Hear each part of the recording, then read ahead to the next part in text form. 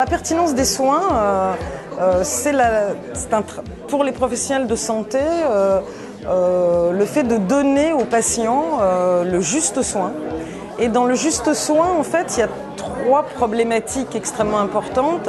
C'est évidemment ne pas donner assez de soins, sujet d'ailleurs qu'on identifie difficilement, faire évidemment de la surqualité, donc du sursoin qui peut être dangereux pour le patient, ou avoir un mésusage des soins.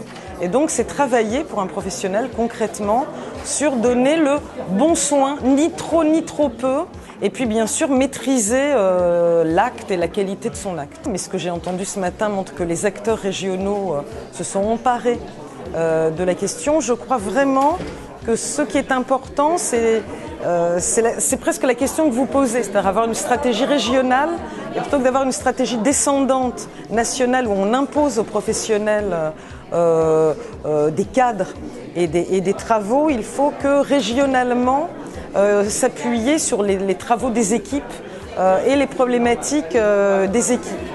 Lors de la dernière table ronde, j'étais intéressée par le fait que un des professionnels disait qu'il y avait un écart autour de l'angioplastie entre la région PACA et d'autres régions, qui avaient a priori une surprescription de certains actes régionalement, en écart à la moyenne nationale.